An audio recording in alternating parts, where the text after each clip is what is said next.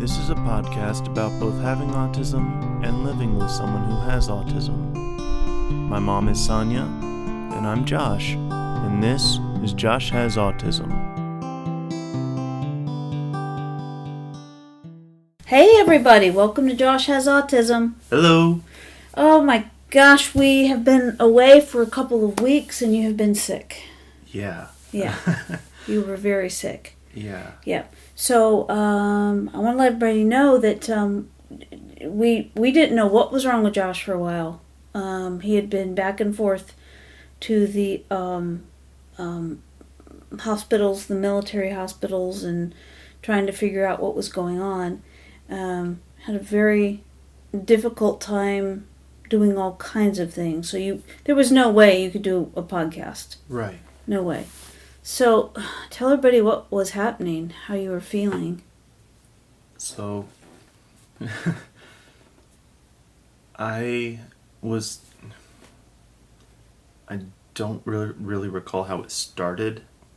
If I could talk again. I don't really recall how I started feeling not good. Mm-hmm. But I do remember that I wasn't... For one thing, I was getting really easily distracted and couldn't focus on things. And it was... I think I explained it like a fog that was making it very difficult for me to even think. My reactions to things were visibly slower. My mental abilities were... It scared me. Mm-hmm. And... Yeah, at one point you wondered if you had had a stroke. Yeah. Because you were feeling a difference that was that extreme. Yeah. I couldn't find any words most of the time. Right. And, I mean, that's always been a big thing with me, is trying to find the right words to properly explain things. Mm-hmm. And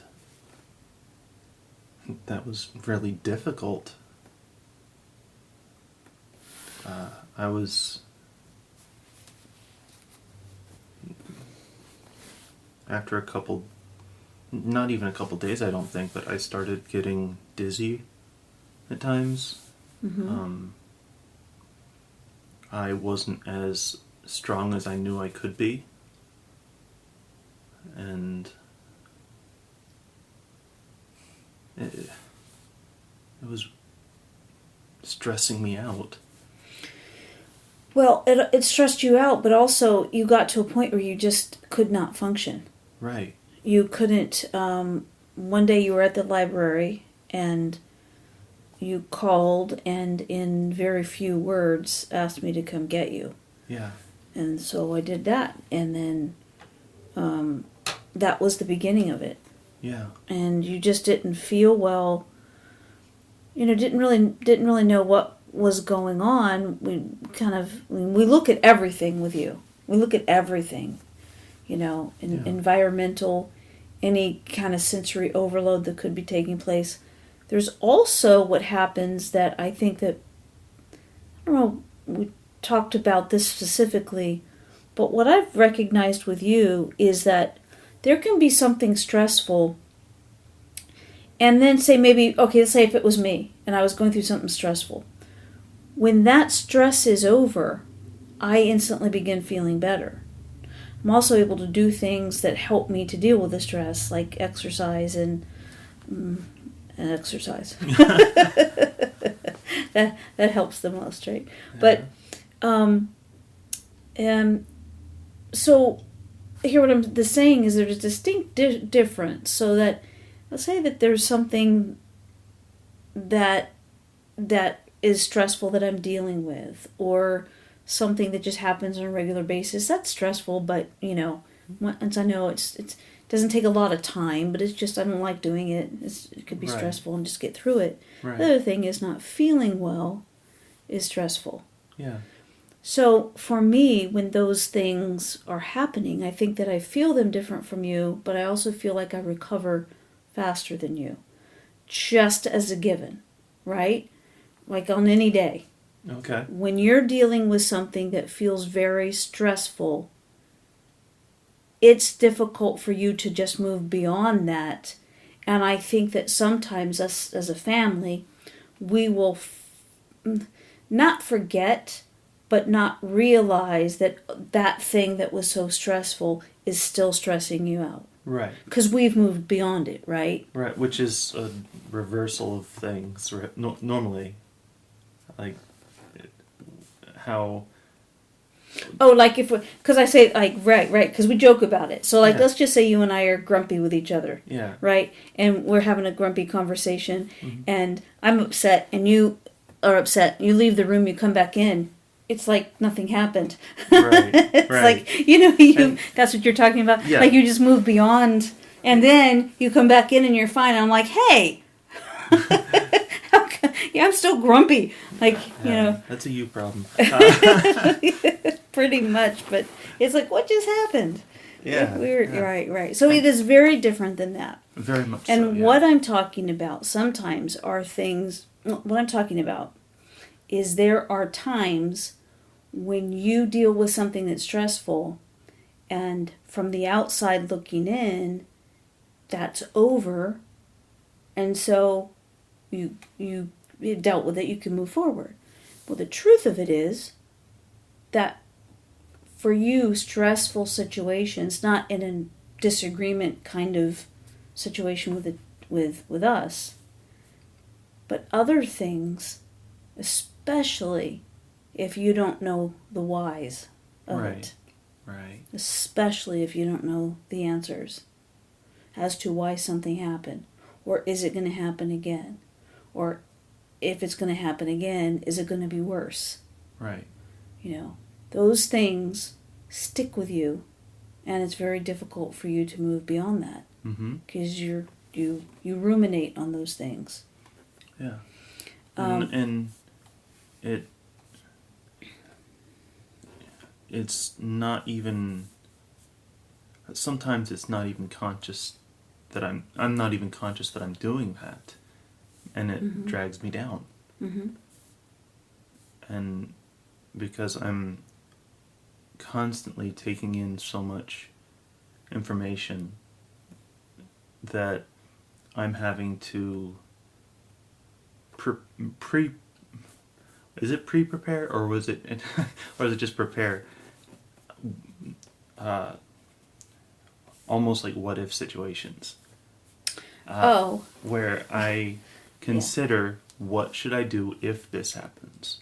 I would think that you're pre-preparing and preparing. You're doing both, right? Yeah. In this way, which is what just kind of adds to the stress of things. Yeah. Where... And not having why something happens, an answer for that, it really makes it difficult and to be able to move past that. Right. Even if I'm not consciously thinking of it as such.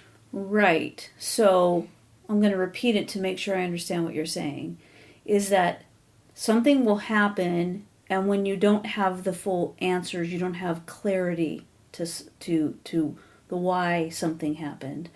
Or what should I do, or what have you. Exactly. Yeah. Then even though there's space between when that happened and whatever you're dealing with after the fact, you don't realize that you're thinking about it or you're dwelling on it until you realize that you are.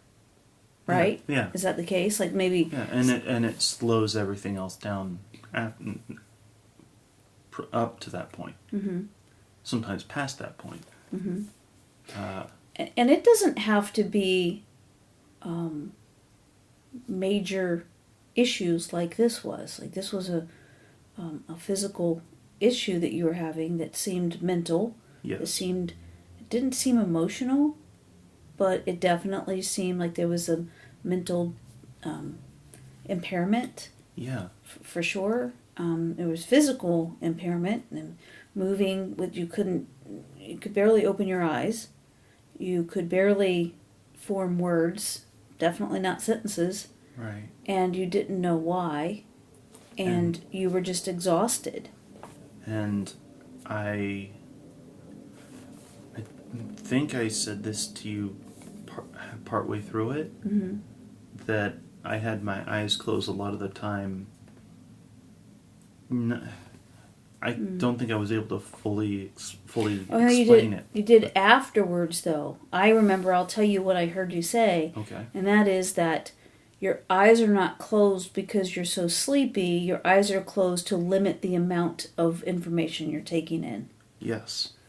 Mm-hmm. And I remember thinking, why am I doing this? Mm-hmm. And trying to explain it when I didn't fully understand it myself. Right. And right. And to have that be explained to you. Mm-hmm. So I think the last podcast that we did, we were kind of, I think that we already talked about how I had to pick you up from work and you weren't feeling so great. Yes. And so things just kind of accelerated from there. And, that's how it started, though. And we didn't know what was happening with you. We didn't know if you were just, if you were getting sick, just didn't feel well, or, right. Because what we look at all the time is medication. We look at the stuff that therapists would talk to you, work with you through. Mm-hmm. Look at psychiatrists, what they can work with you through, and then the family doctor. Right. So we did all of those things since we did the podcast, because it was really something that was not, never experienced that. So you'd never experienced anything like that before. So we didn't really know which direction was going to help the most, so we just did it all. Right. Yes, and thank goodness, because by the way, through this, what we discovered is that your psychiatrist is one that you will never see again. It is time to change the psychiatrist, because we did it through telemed. Mm-hmm. She showed up 10 minutes late and acted irritated, said that nothing that's going on with you is anything that makes any sense, and that now you've taken up what could be 2 appointment times. 2 other appointments. Yes. And just acted totally put out and aggravated. We had the appointment. It wasn't an emergency call. Right. But she showed up late, took up 10 minutes just to even get on the call. And so that's just not something that we're going to tolerate. Right. So you'll never see her again. We'll change psychiatrists. Okay. So she wasn't a help at all.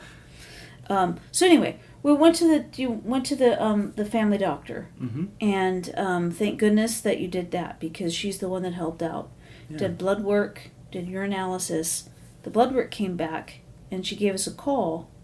She said that your vitamin B12 and your vitamin D was extremely low, and that she doesn't know why that would be the case, but those things can absolutely cause the basically everything that you were talking about. Yeah.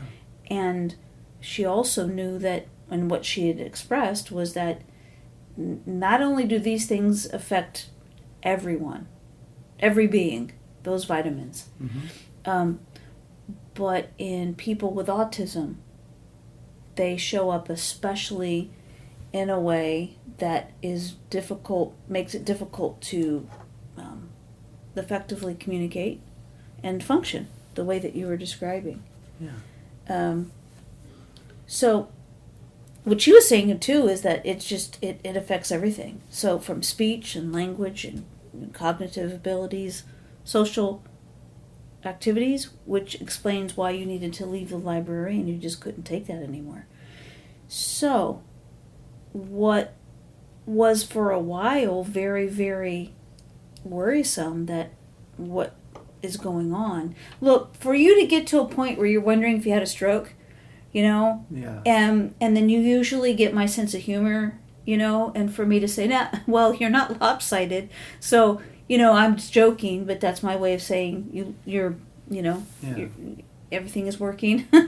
You look equal, and And but then we went to the doctors, and she said my left eye is drooping. She said your left eye is drooping, and your left knee is not responding. So like the left side of your body was not. The reflexes were Yes. late. Yeah. Yes, and you were tachycardic, which means your heart rate was high. Mm-hmm. And that concerned her, and so she tested all kinds of things. Yeah. When everything came back, it shows that you take a amphetamine, because that's your Vyvanse. Yeah. So that showed up. I didn't know this. They test when a regular routine blood work that they did. They tested for stuff like cocaine and things like that. And I didn't know that, but just to see it written down, like, oh, okay, negative, of course. Yeah. So it was vitamin B12 very low, vitamin D very low. And they were both causing anemia. Yes. Was it a vitamin deficiency? Yes. Mm-hmm. Anemia caused by vitamin deficiency. Yes. Yeah. Yeah. And so what the solution clearly was for you to take vitamin B12 and vitamin D. Yes. And when you did that, it was not like a snap of fingers to, oh, there you are again. I would say that today is the first day since, since it started. Yeah. Is that you're really able to communicate. Yeah. And that's why today I'm like, you want to do a podcast? You're like, yeah, let's do a podcast. I'm like, there you are. Yeah. Yes, because this is the first time. Hold on, dogs are barking. Hold on, I'll be right back. Lucy. Okay, come on.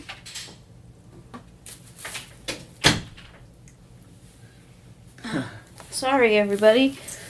Yep.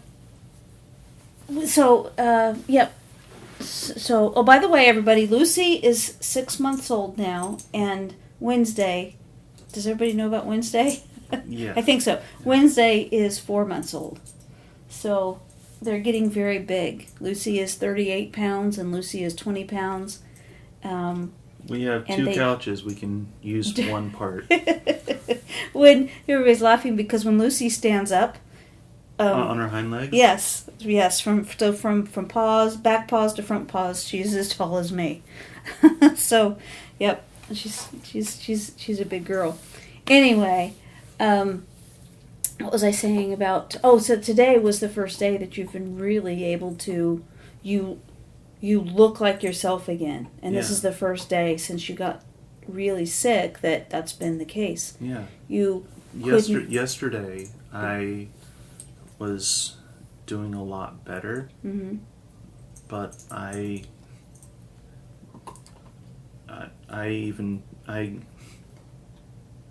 actually had to turn down D&D for a few weeks now because of how I've been feeling. Yeah. And yesterday would have been another one of those D&D nights. And I told them, look, I'm almost fully recovered, but just to be safe, I'm going to call off tonight again. And so I'm really looking forward to to being able to go back to that, because that was one of my things I really enjoyed doing that was outside the house and outside of the library. Mm-hmm. Well, not only did you stop going there, I mean, you could, at one point I asked you, I said I can drive you, if because you didn't drive for, Yeah. until yesterday. So I asked you, I can drive you if you want to go. And if that's what's stopping you from going, I can drive you and pick you up. And you just weren't up to it still. So Right. you didn't go again. Well, so whenever this started, like I said, we don't just, with you, we don't just look at one thing. And so not just one thing like through the doctors. So we look at, we try to figure As a out whole. everything as, yes. Yeah. But included in that are the things that you have going on in your life. Right. And that brings me back to the first thing that I was talking about, which is when things happen and you feel overwhelmed, that overwhelmed feeling and experience doesn't just disappear. Right. It's kind of like my brain's not working, but what's the thing where snowball? Yeah, well that did no, like the aftermath of a snowball. Then it would be Avalanche? your No, it gathers more snow as it's rolling down the hill. Well, it just kind of builds up for you, and the same way that it takes time to build up, it also that takes that much time to dissipate with you. So, in other words, going back to what I was saying, that's what I mean by when I deal with something and then I can get over it, like the stressful or the overwhelming part, whatever, and then I just move on. Mm-hmm. And for you, it's not like that. It doesn't move through you, if you will, as fast because it's almost like, remember how we talk about your processing? Mm-hmm. And so when you and I talk, you remind me now when I've put too many parts into what I'm saying. You do that pretty regularly. Mm-hmm. And then I go, oh, sorry. I have to go back and make it simple. Mm-hmm. But when you and I talk on a regular basis, I give you time to process. I give you time to formulate responses or whatever, yeah. Mm-hmm. You give me time to be able to work through whatever I'm trying to think, Mm-hmm. to be able to communicate. Mm-hmm. And so that's typical. And what I'm thinking is that just like you need that processing time when you're communicating, I think that you need, it would be called something else that I can't think of it, but it's processing as well. Like, here's this thing, and now you're processing through it in order, and when you're done processing, you'll be okay again. And it doesn't just happen. Right. It takes time with you. And we didn't know what was causing all of this, so before the test results came back, we looked at everything that you were doing and how stressful different things were. So it's interesting because you feel a certain level of stress by going to the library, but it's not the stress of being there. It's the stress of socializing, basically, of all of the little things that I have to focus on at pretty much the same time. That it just takes a lot out of me. Mm-hmm. But yes, and one of the things that you do, I was going to say, but you figured out a way to ease yourself into that. The preparing and pre-preparing thing, yes. Yeah, exactly. I have a system. Yeah, that's cool that we came back to that. That's pretty cool. Yeah. Yes, and one of those things is you show up an hour before you're supposed to be there. Yeah. Every day. Yeah. And you sit there and you read. Yeah. In the break room, yeah. Mm-hmm. And it helps me settle my mind and not worry about stuff for a little bit. Mm-hmm.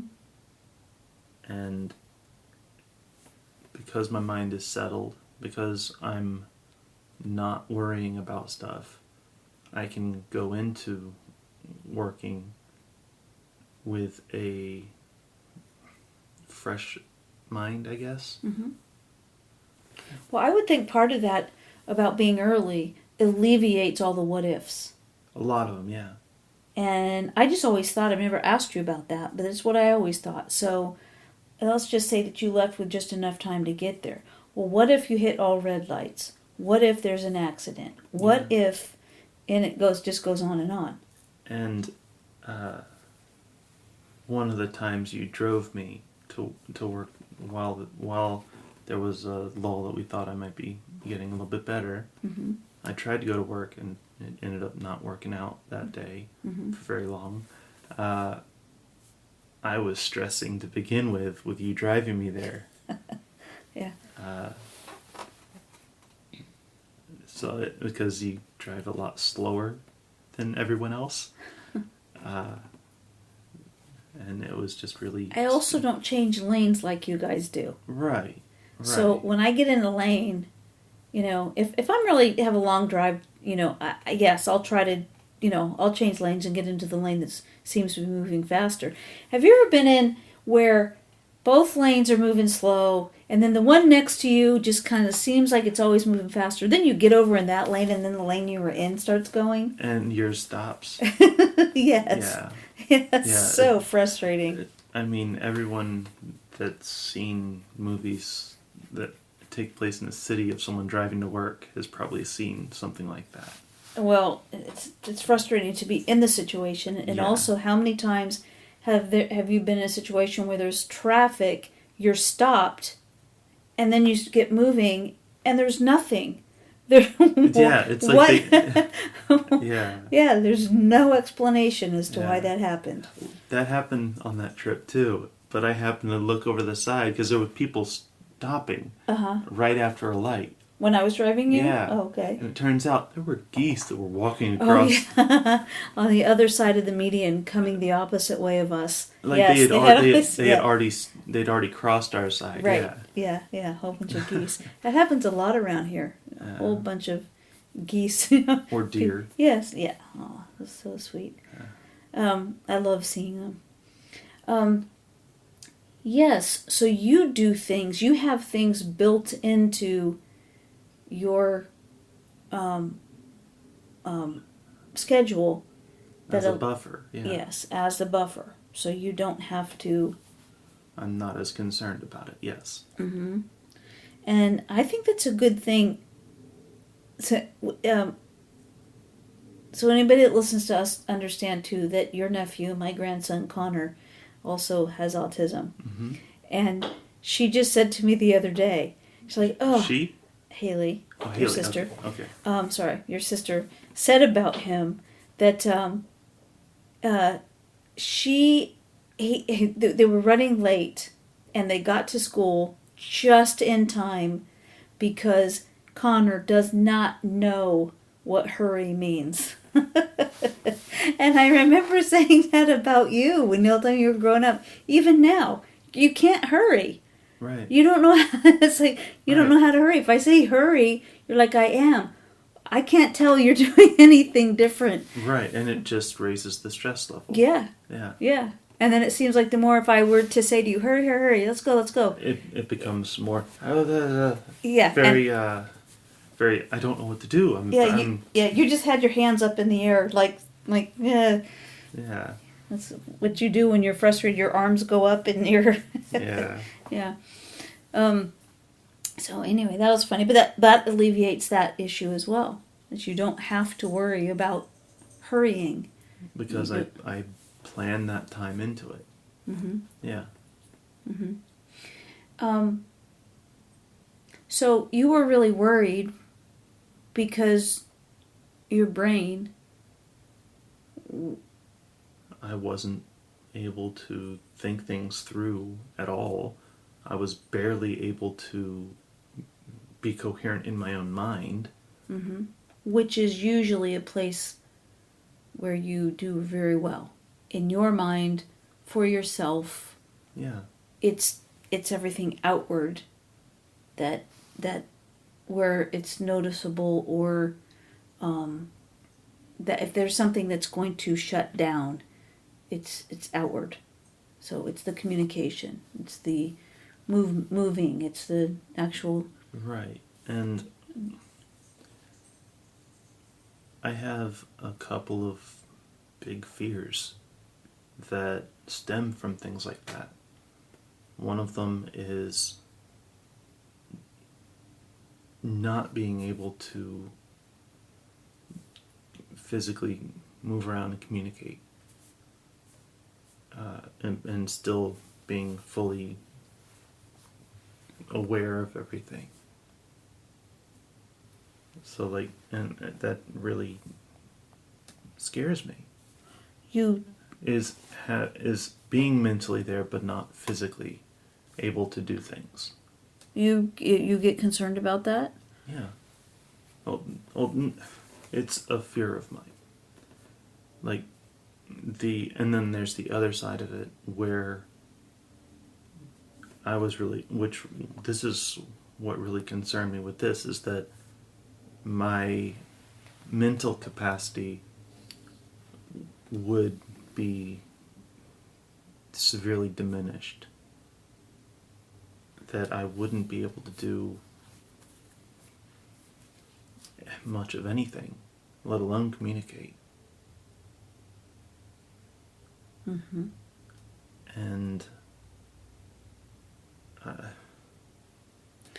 yeah, I mean, I can see, because that's something that you would know about yourself. Yeah. So, and when you have a hard time communicating, and we should, I want to make a distinction here. On a good day, you can have periods where you have a hard time forming sentences. Right. That you have a hard time expressing yourself. Right. But my mind is still racing to find those answers. Right. And if you do the things that are comforting and soothing to you, which is reading, you're right there. Yeah. There's not a problem. Right. It's, your eyes are functioning, your brain is functioning, it's relaxing, but you are available, and you know that. You're not thinking, where's my mind? You're in that zone. Right. That is your favorite place to be. Mm-hmm. This time, though, I could tell that I was not able to think about things as well as I had before this popped up. Mm-hmm.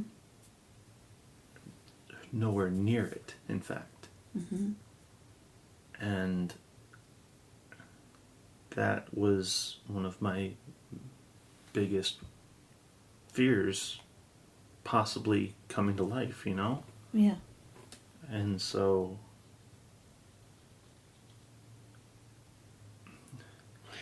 Yeah, so because it was vitamin B12 really does affect speech and language, and so what was tricky is there was a period of this a period of time when you were dealing with this, that it wasn't readily obvious that this is different than usual. Because in the usual, you have periods of time. So you get on the podcast, Mm-hmm. and you're like, you're a superstar. Like, you're able, you know what I mean? You're I'm the here, things I'm that you present. share. Yes, yes, very much so. And at the same time, when you are the same day, let's say when we get done with a podcast, I'm drained. You're drained, and it's hard for you to find words. Yeah. So a lot of times when we're done, I don't ask you questions. I let you know what to expect next. Right.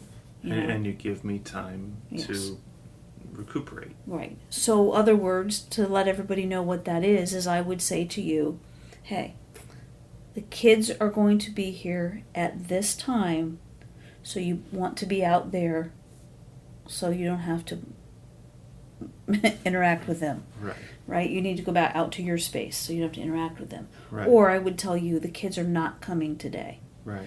I would, I tell you we're going to eat this and we're shooting for this time that it's ready. Right. Those kind of things, just to let you know that this is what to expect and don't have to think about it. Right. And then somebody texts you and tells you when dinner's ready. Right. So it's those kinds of things that after you've put out a lot of energy, made a lot of effort to express yourself, the way you say it, you're drained. Yeah. It's all you can do. Right. So my point is this, that you know how you felt, how you feel all the time from the outside. There was a period of time here where we couldn't tell the difference. Were you just having a difficult day? Was it one of the off days where communication was difficult or expressing yourself was difficult? Right. But then there became these things that were physical. Again, we're just like your speech was slow. But before that, what I really noticed is that you couldn't express yourself, but it looked different. Because it looked like you didn't know what... How do I say this? I know that that during that same conversation while I was not doing well, I remember that I also that we also talked a little bit about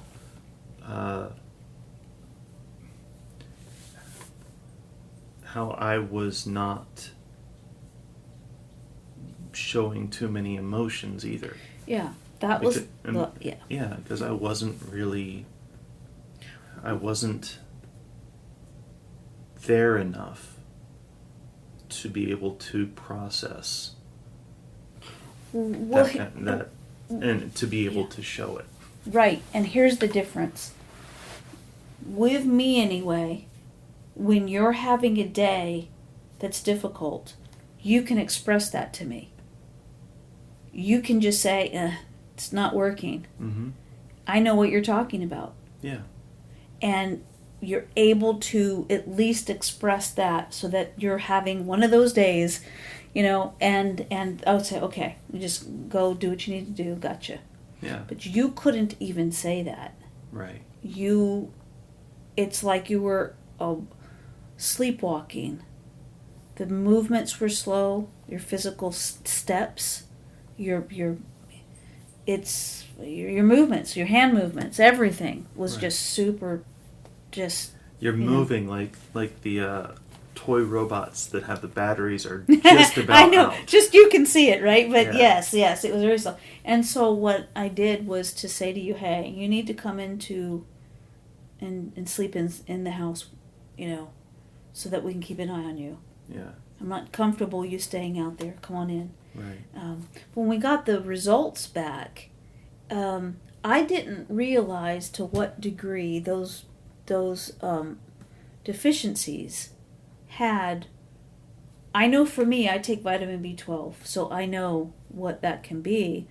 But what I said to the doctors when this happened is that, is there a reason why this would have affected you in the dramatic way that it did? And so for me, when I was low on this, I was just didn't have much energy. Right. I could still speak. I could still... thinking things through was difficult, when mine was so low, right? Hey, okay, everybody. He gave me a look that was, what's new? Okay, Josh is back.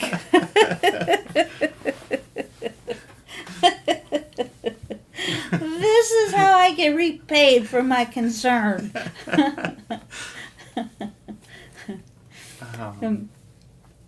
Well, anyway, that's I'm going to say that the vitamin D deficiency is the rate of vitamin D deficiency in kids with autism, people with autism, is higher than people without autism.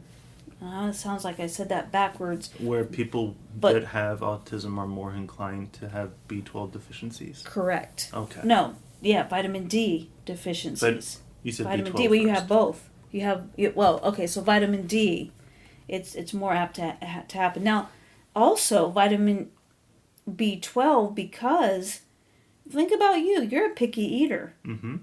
Right? Think about Connor. He's a picky eater. Yeah. He eats chicken nuggets and pizza.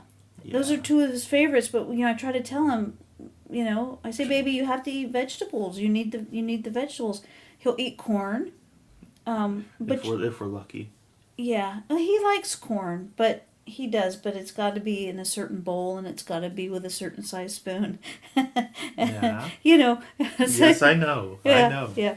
I've experienced that Mm-hmm. personally. Yeah.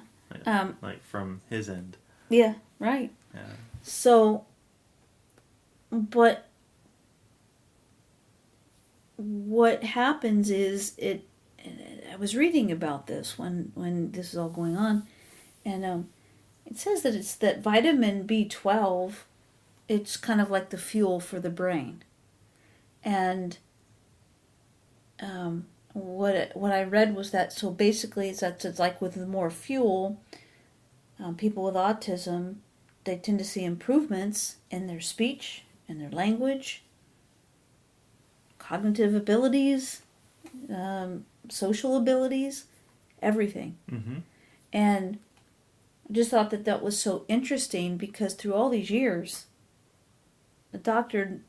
we've never talked about those deficiencies and how they would show up in you and what to look for. And what's interesting is that I was reading other articles about this, and it says that some kids where they're looking at an autistic diagnosis, when there have been some that were just on that verge, okay, this is what this is, they go, well, let's just do the blood work, it comes back with these deficiencies. Right. And once the vitamins are taken and on board and to a therapeutic level, those kids that were being diagnosed with autism now, and I'm not saying that this is a cure for autism. I'm talking about, this article was about kids that did not have autism but presented like they had autism, and the culprit was these vitamin deficiencies. Right. Yeah. It was on the verge of a misdiagnosis. Exactly. So I just thought that was extremely interesting, and then the things that I was reading about described exactly what was going on with you. Yeah. Exactly. It's not like it was. So one of the things that you said about your legs, even, I was like, you know what? I remember telling you, I don't remember this conversation, but I said, when I was anemic, because I was vegan for about 10 years, and I can't be vegan anymore, because I just can't. I need the protein. I need the way that the amino acids are strung together, and it's just, I have to have it. I don't like it, but I have to have it. Right. But it affects the. There are things I don't even think about, like memory loss, coordination. Yeah. Again, difficult. We talked about difficult speaking, but difficult time walking. Yeah. It's really strange. Like, it affects the nervous system, which all of that just describes exactly what we were seeing in you and why it was so concerning to us watching you. Right. And why you knew something was going on. Something was very wrong, but we didn't know what. Right. And the concern that you had was that this is permanent. Right. That was my worry. Yeah. Yes. And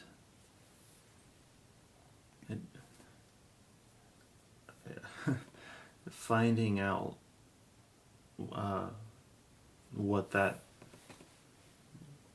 what it seemed to be, Mm-hmm. I remember I had been standing up at the time that I found out, Mm-hmm. and all of that stress and worry and fear, Mm-hmm. I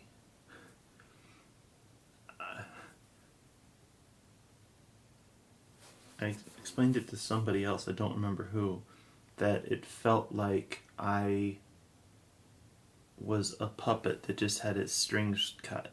Mm. Because it was like a boneless, bone-tired feeling. Mm. Just relief, but oh my gosh, I can barely move now. Right. That kind of thing. Yeah. And Yeah. Well, through the research that I did when you were going through all this and after the results came back that you were low on this, I had no idea, but it's what I read is that B12 can serve specific neural pathways, and it helps to improve certain processes in the brain. And specifically for people with autism, this is a huge deal. Huge deal. So much so that if I didn't know... So this happened to you. mm-hmm. But I'm surprised that they don't test on a regular basis people with autism for vitamin B12 and vitamin D deficiencies. Because B12, I mean, my goodness, all of those things we just described, it affected your brain. Yeah. Yeah. And that's exactly what you were experiencing and what you felt. And so, I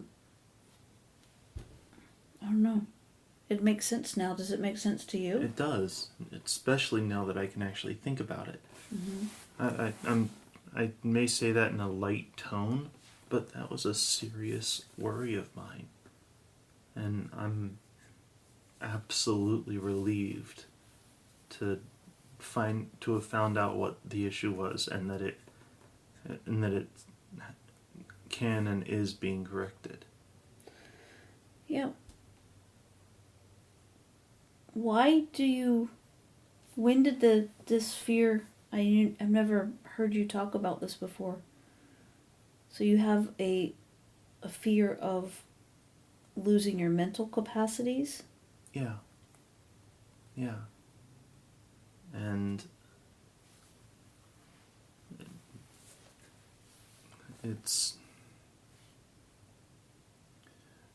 I've never really talked about it before.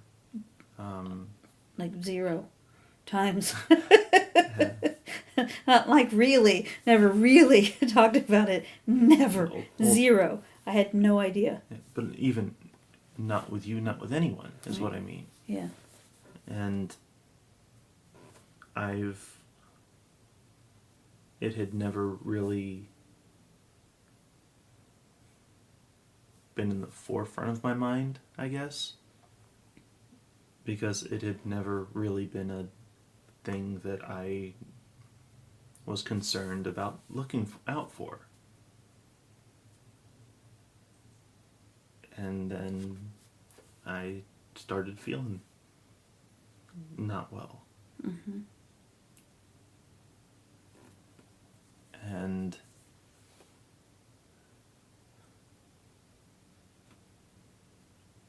not being able to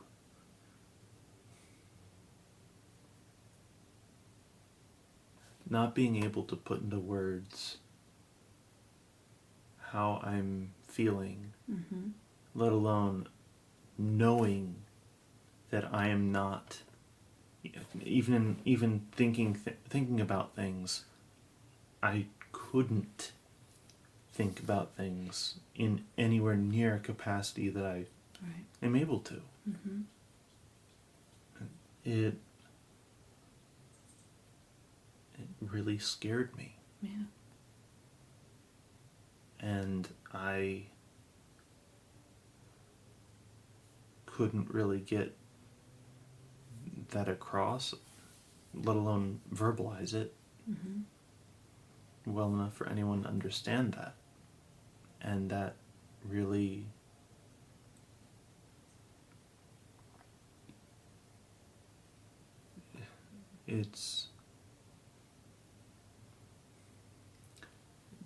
imagine a painter who constantly paints.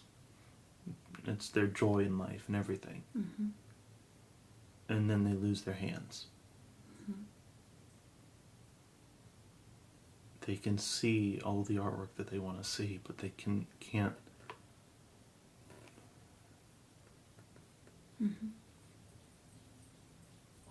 That's crushing. Devastating. And that was happening. Yeah. Well, because you were alert and aware enough to know that you were not functioning, but you couldn't express that you were not functioning. Right.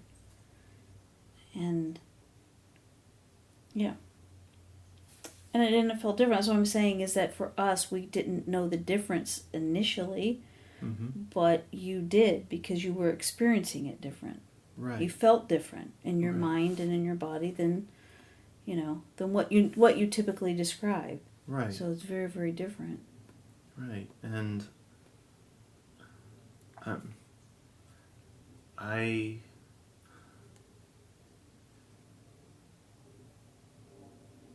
it's scary. Are you worried about it now? I mean, a bit, yeah. I know that right now I'm doing a lot better. That I'm on the B12 and vitamin D. D3 specifically. Okay. Yeah. That I'm on those supplements to help me get back into Functioning. Yeah. Yeah. And so it's not a direct concern right now, but it is and has been one of those not conscious what if things that I've been trying to work through. And so that's part of what's been taking all of the recovery time. Right. Is what can I do to make sure that this doesn't happen? Right. Right. Well, one thing is that you can do is to eat a healthy diet. Continue taking those vitamins until the doctor says that you don't need to, or maybe I don't know. Right. But eating a healthy diet is a way to get those vitamins.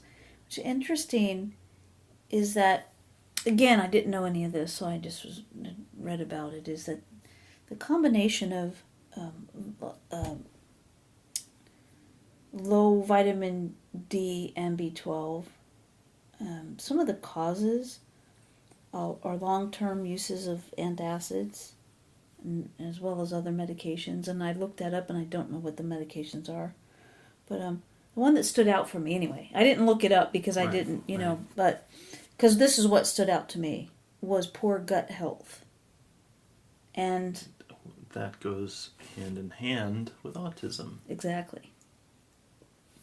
And so this is just something that I don't...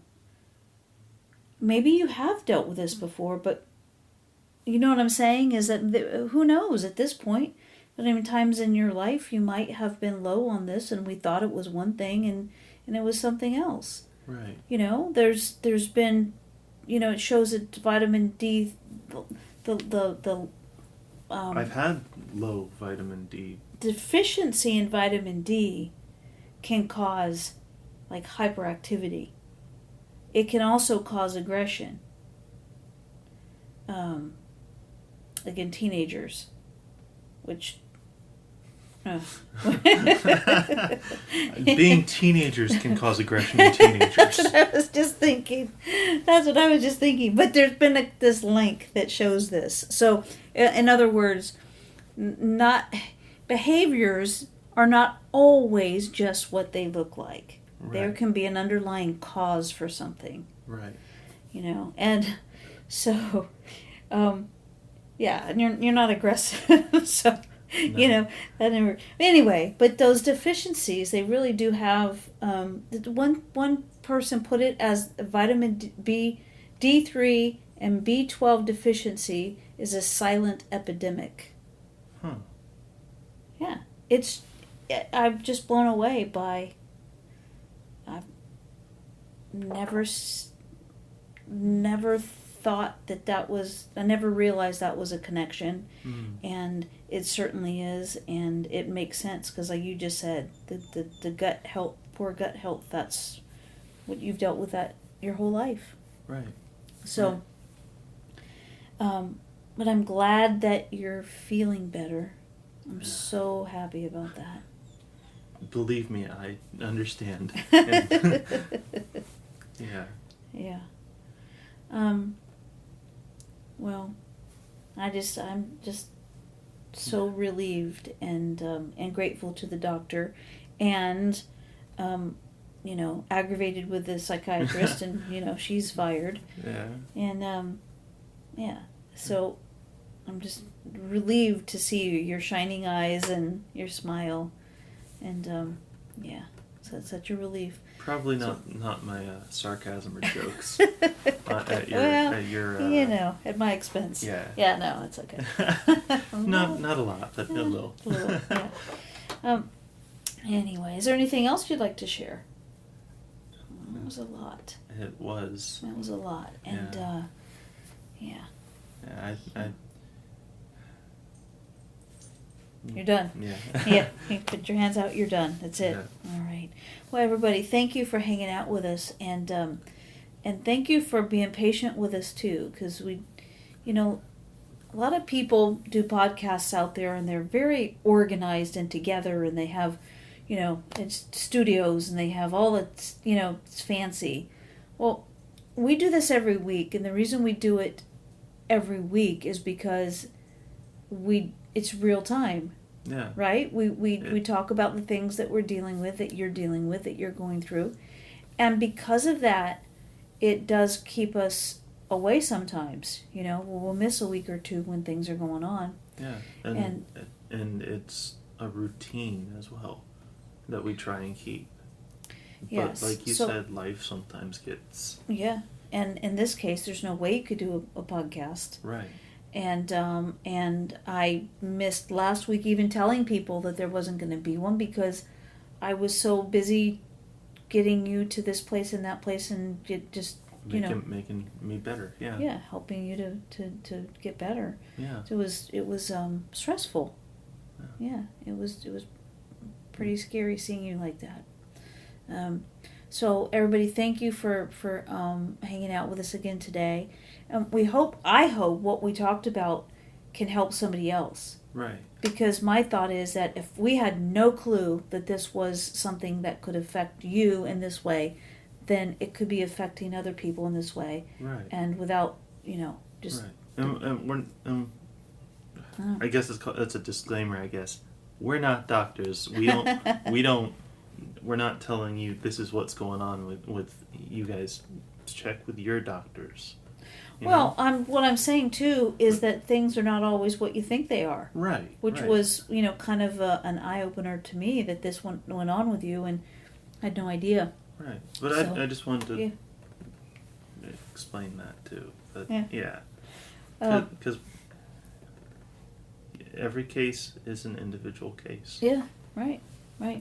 So everybody, thank you for hanging out with us today. We just appreciate you so much, and we're glad to be back. I'm so grateful that Josh is okay, and I'm sending all of you humongous hugs, and I hope everybody out there is happy and healthy, and we will hang out again next week. Love you. Bye.